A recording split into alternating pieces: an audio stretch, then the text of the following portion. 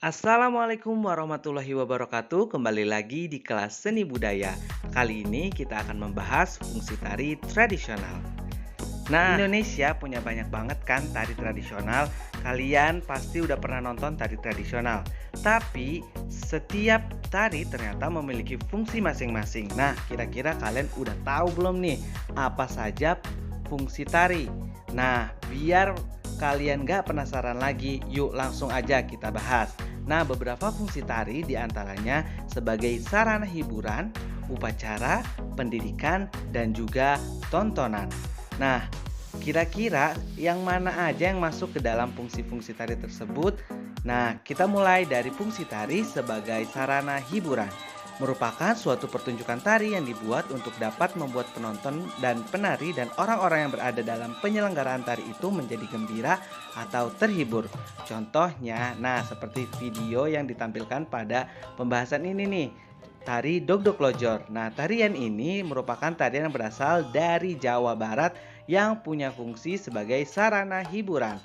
Kalian bisa lihat mulai dari make up, kemudian gerakan-gerakan terlihat jenaka. Nah, ini semua disesuaikan dengan fungsinya yaitu untuk menghibur penonton. Sehingga semua orang yang menyaksikan tarian Dogdog Lojor ini dapat merasa gembira dan juga terhibur. Selanjutnya ada fungsi tari sebagai sarana upacara atau ritual. Suatu pertunjukan tari yang diwariskan secara turun-temurun yang memiliki tujuan untuk berkomunikasi dengan roh leluhur atau untuk mendatangkan suatu kebaikan. Contohnya nih, ada tari hudok sobat madrasah. Tarian ini merupakan tari topeng yang ditampilkan saat membuka lahan dan atau menabur benih. Tarian ini dikembangkan oleh masyarakat suku Dayak Bahau di Kalimantan Timur. Tujuannya agar mereka mampu berkomunikasi dengan roh leluhur mereka yang dipercaya akan mendatangkan kebaikan untuk setiap pertanian yang mereka laksanakan.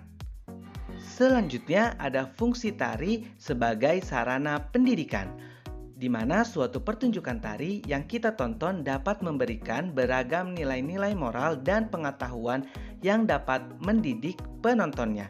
Contohnya ada tarian wayang yang diambil dari cerita-cerita Ramayana dan Mahabharata, di mana tarian-tarian ini bercerita tentang perjuangan para panji atau para tokoh Ramayana yang diceritakan di pewayangan dalam menjalani kehidupannya, di mana tarian ini memiliki nilai-nilai seperti nilai kasih sayang, cinta kasih, dan juga nilai perjuangan hidup, yang mana nilai-nilai ini bisa menjadi nilai moral yang pada akhirnya dapat mendidik penontonnya untuk lebih baik lagi dalam menjalani kehidupan.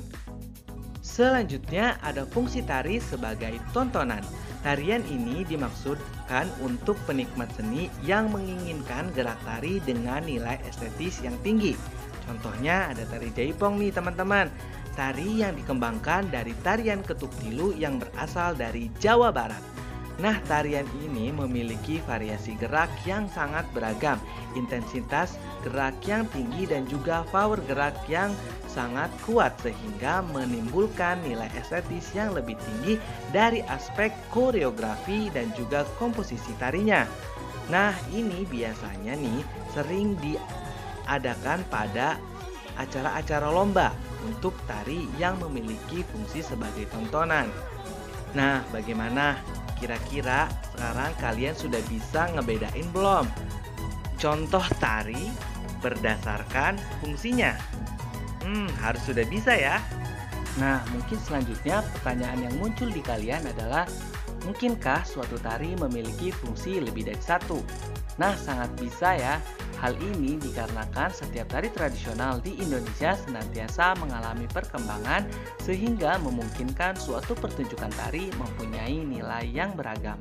Selain itu, setiap fungsi tari sangat dipengaruhi oleh masyarakat pengembangnya atau penikmat seninya, sehingga memungkinkan setiap tari memiliki fungsi yang lebih dari satu teman-teman. Contohnya kayak tari saman ini nih. Selain tari saman ini memiliki fungsi pendidikan yang mana isinya berupa sholawat-sholawat atau pujian-pujian kepada Allah, tetapi juga memiliki fungsi tari tontonan di mana memiliki intensitas gerak yang sangat tinggi.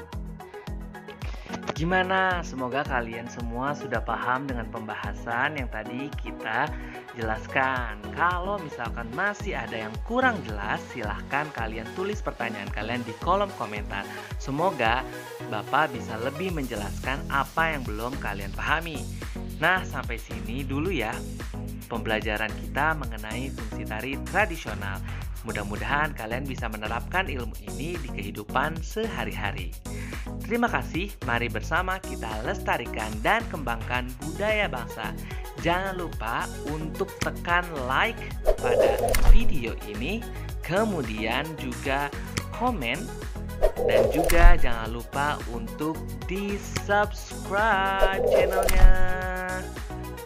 Sampai bertemu di video pembahasan berikutnya. Wassalamualaikum warahmatullahi wabarakatuh.